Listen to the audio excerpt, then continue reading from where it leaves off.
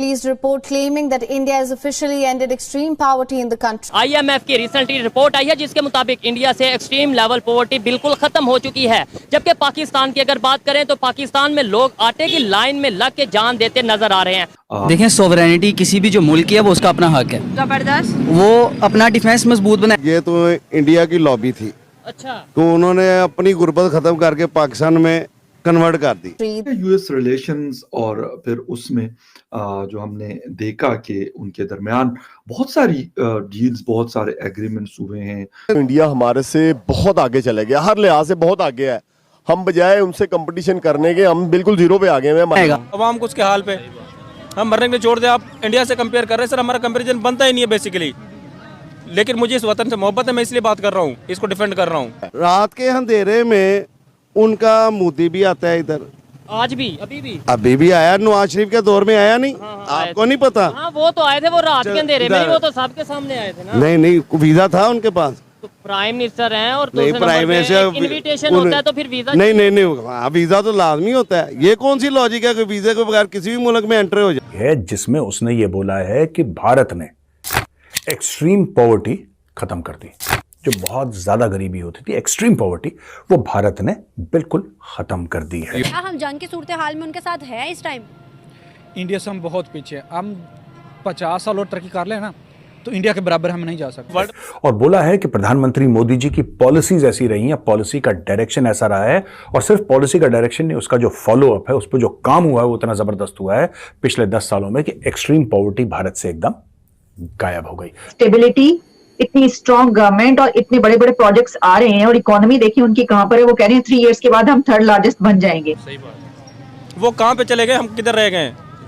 उन्हीं कुत्तों वाली लड़ाई नहीं चल रही है आजकल वर्ल्ड में। देखें सर, आप गूगल को उठा के देख लें, उसके जो मेन सीटों पे जो बंदे बैठे हुए हैं, डायरेक्टर लेवल पे या उस मैनेजमेंट लेवल पे, सर इंडियन है।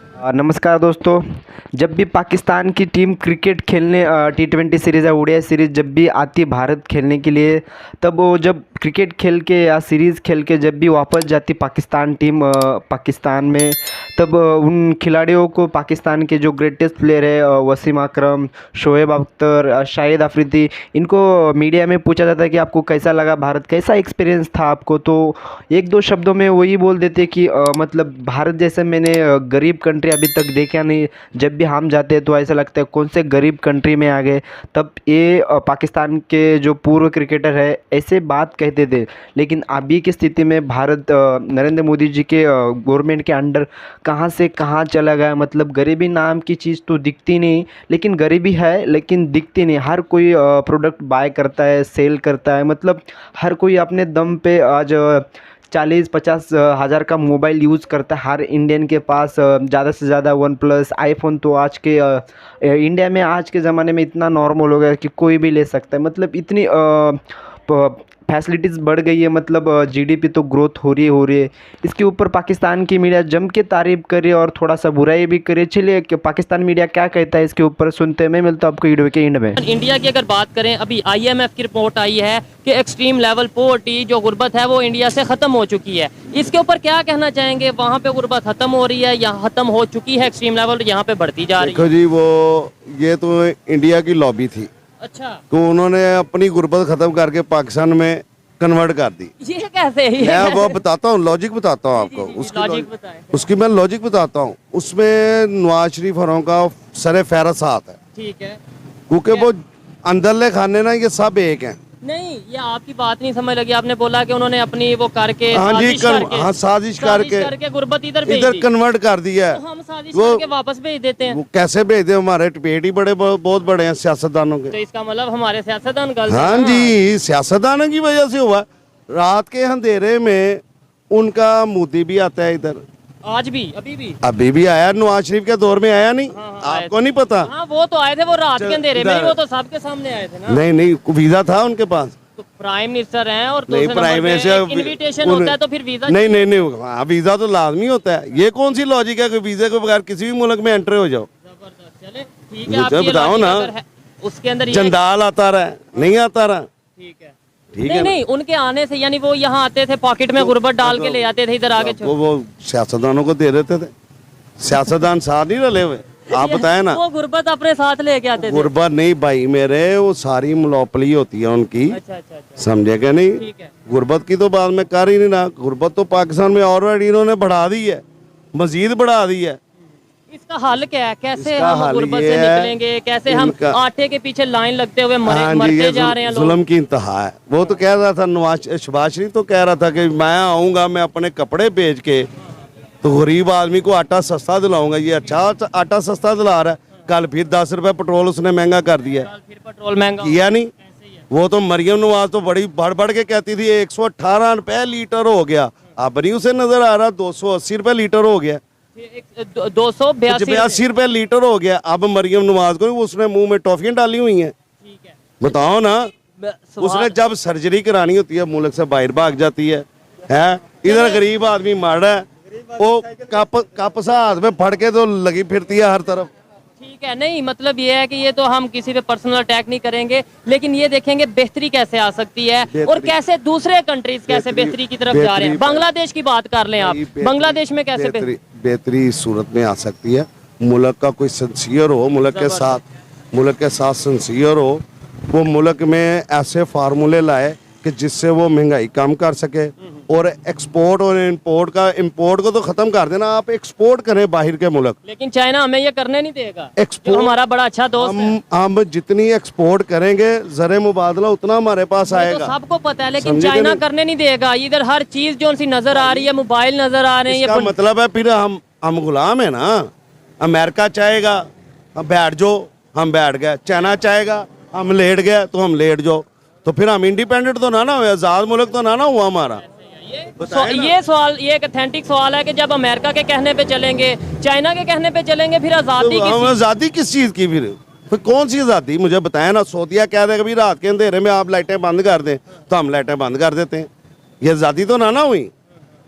बताए ना मुझे, ये आजादी है। फिर भी इधर आपने इल्जाम लगाया चाइना पे, अमेरिका पे, सऊदीया पे। एट दी एंड फिर हम कह देते हैं इंडिया की वो साजिश है। इंडिया को क्यों बीच में ले आते? ये इंडिया की इसलिए है भाईजान, वो उनके सारा राज जो सी ना एजेंसियाँ उनकी मुलव्वस हैं। अच्छा। उनकी मुलव्वस हैं एजेंसियाँ। अभी भी बलोचिस्तान में वो काम कर रही हैं गुर्बत बढ़ाने के लिए। गुर्बत जब आपके अटैक होगा, दहशतगर्दी हमले होंगे, वो मुल्क पे असर नहीं पड़ेगा। पड़ेगा नहीं, हमारी जिम्मे असर नहीं पड़ेगा। देखिए अगर वो साजिश कर सकते हैं, एक एग्जांपल है। नहीं, हमें क्या जरूरत है? नहीं तो फिर हम उन पे इल्जाम लगाएंगे तो ऐसे रिलेशन भी बेहतर होंगे कि खराब होंगे। बात ये है, ये तो गवर्नमेंट को चाहिए ना कोई अच्छी पॉलिसी लाए। ये चीज यानी अपने आप को ठीक है। हाँ जी, वो हम आप खुद ठीक ही नहीं है। हमारे पेड़ ही बहुत बड़े हैं। देखे ना, अब मैं आपको सिंपल सी मिसाल देता हूँ। अब इलेक्शन आ गए सिर पे, ठीक है, सर पे आ गए ना इलेक्शन। इन्होंने क्या किया जी? दोस्तों ये बहुत बड़ी बात है। देखिए मैं आपको बताता हूं क्यों, फिर मैं आपको थोड़ा डेटा बताऊंगा, थोड़ी सी डिटेल्स बताऊंगा, थोड़े से फैक्ट्स बताऊंगा। लेकिन ये कितना बड़ा चैलेंज है, कितना बड़ा पहाड़ है जो हम लोगों ने चढ़ा है। पहली बात तो आप सबको बहुत बहुत शुभकामनाएं इस चीज के लिए। दोस्तों जब हम बात करते हैं कि कोई यूरोपियन कंट्री है या अमेरिका है या कनाडा है, जो भी है, वो जब कहते हैं कि साहब इतनी तरक्की हो गई उसकी, आप देखते हैं कि फर्स्ट वर्ल्ड इंफ्रास्ट्रक्चर है, या आप देखते हैं कि बड़े बड़े सुपर हाईवेज हैं, जैसे जर्मनी में ऑटोबान है और कई सारी चीजें हैं, तो लोग कहते हैं यार बड़ा पैसा है इस देश के पास। प्रॉब्लम यह है कि जब आप बात करते हैं परचेजिंग पावर पैरिटी की, भारत की आज की तारीख में भी परचेजिंग पावर पैरिटी काफी कम है, लेकिन भारत की जीडीपी बढ़ रही है। और जब जीडीपी बढ़ती है ना दोस्तों देश की, तो क्या होता है कि फिर पूरे देश का ये पूरा जो समाज है ना भारत में, ये धीरे धीरे धीरे धीरे धीरे ऊपर आता है। और हर साल कई करोड़ लोग गरीबी रेखा से बाहर, वो lower middle class, upper middle class, middle class में धीरे धीरे धीरे जा रहे हैं। और ये भी मेरा कहना गलत होगा कि धीरे धीरे जा रहे हैं, मुझे तो ऐसा लगता है बड़ी तेजी से जा रहे हैं। एक स्पीड पकड़ ली है दोस्तों पूरे मामले ने। अब इसमें है क्या चाबी, मैं आपको समझाता हूं। दोस्तों ऐसा होता है कि जब किसी देश में मैन्युफैक्चरिंग हुई या सर्विसेज सेक्टर हुआ, तो लोगों को कारोबार मिलता है, लोगों को नौकरियां मिलती हैं, वो खर्च करते हैं, वो पैसा सिस्टम में जाता है, इससे पूरी इकोनॉमी बनती है। उसमें से कुछ चीजें हम लोग एक्सपोर्ट करते हैं जिससे फॉरेन एक्सचेंज आता है, और कई सारी चीजें। अब जब छोटा देश होता है उसके लिए आसान होता है। छोटा देश आप लगा लीजिए जर्मनी, इतना सा बिलांद भर सा, फ्रांस, इंग्लैंड, ये पॉपुलेशन के लिहाज से भारत से बहुत छोटे हैं, तो इनके चैलेंजेस भी पॉपुलेशन को लेकर छोटे हैं। भारत में ऐसा है कि अगर आप ऑल इंडिया इंस्टीट्यूट बना लें, हर एक स्टेट में बोलें कि 3-3 ऑल इंडिया मेडिकल इंस्टीट्यूट होंगे, लोग फिर भी कहेंगे कि अस्पताल कम है। क्यों? ऐसा क्यों है? क्योंकि लोग इतने ज्यादा हैं। 140 करोड़ लोग, दुनिया का सबसे बड़ा देश आबादी के लिहाज से।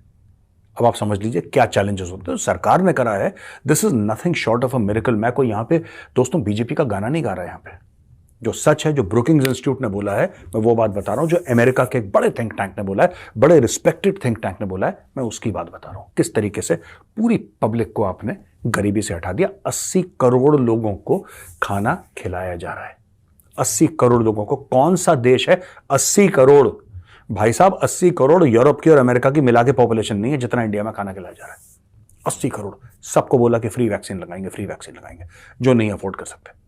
अब आप सोचिए किस स्केल पे भारत पे काम हो रहा है दोस्तों। एक 40 करोड़ का मुल्क और 140 करोड़ का मुल्क में बहुत ही फ़र्क है, ज़मीन आसमान का फ़र्क है। 40 करोड़ का मुल्क एक गवर्नमेंट को संभालना बहुत ही आसान होता है, मतलब उतनी डिफ़िकल्ट्स नहीं होता है कि कुछ प्रॉब्लम्स आते हैं फेस करना। मतलब 1 से 40 करोड़ को देश को संभालना एक प्राइम मिनिस्टर के लिए बहुत ही डिफ़िकल्ट होता है। मतलब 140 करोड़, दुनिया का सबसे बड़ा आबादी वाला देश हमारा भारत, मतलब एक प्राइम मिनिस्टर ऐसे लेके जा रहा है, मतलब एक 30 या 40 करोड़ की आबादी है, मतलब इस तरह से ट्रीट कर रहे हैं मोदी जी।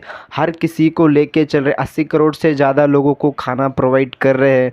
मतलब इतनी आसान बात नहीं है इतने बड़े देश को संभालना। साथ में जो विकास गति है और नरेंद्र मोदी जी के गवर्नमेंट के अंडर, वो इतनी तेज़ी से विकसित हो रही है। मतलब जीडीपी तो ग्रोथ करे, इकोनॉमी कहाँ से कहाँ चलेगी। दुनिया की 4-5वीं इकोनॉमिक वाली कंट्री हमारी सबसे बड़ी कंट्री है। मतलब क्या से क्या हो गया आप सबके सामने प्रूफ है। ऐसा नहीं है कि बस इंडियन मीडिया ही में बस ये न्यूज़ चलाया जाता है या इंडियन न्यूज़पेपर में ही ये न्यूज़ छापे जाते हैं, ऐसे नहीं है दोस्तों। बड़े बड़े देश जो जैसे कि यूएस हुआ, मतलब जितने भी दुनिया में बड़ी बड़ी कंट्रीज़ हैं, उनके जो न्यूज़पेपर इंटरनेशनल न्यूज़ है उस पर हर कोई आज नरेंद्र मोदी जी का नाम लेता है। मतलब जिस तरह से उनकी पॉपुलैरिटी बढ़ी है, अब as a prime minister, greatest all time, अभी तक के सबसे बढ़िया प्राइम मिनिस्टर ऑफ इंडिया। ऐसा हो अभी जो अगला वाला इलेक्शन है, अगर वो जीत जाते और 5 साल और मोदी जी इंडिया के लिए दे देते तो all time greatest prime minister हो जाएंगे, ऐसा मुझे लगता है और हो जाएंगे। दोस्तों आपको क्या लगता है? आपका एक ओपिनियन ज़रूर छोड़िए कमेंट बॉक्स में। आपको पीएम मोदी जी के बारे में आपको क्या लगता है? चलिए दोस्तों, आज की वीडियो में बस इतना ही। मैं मिलता हूँ नेक्स्ट वीडियो में। अगर वीडियो अच्छा लगा तो वीडियो को लाइक कीजिए, अपने दोस्तों के साथ शेयर कीजिए, चैनल को भी बहुत सारा प्यार दीजिए, चैनल को सपोर्ट कीजिए और चैनल को भी सब्सक्राइब कीजिए और बेल आइकन दबा दीजिए ताकि आपके पास सबसे पहले आपके पास हमारा वीडियो है। चलिए दोस्तों, आज के वीडियो में इतना ही बस। चलिए, जय हिंद।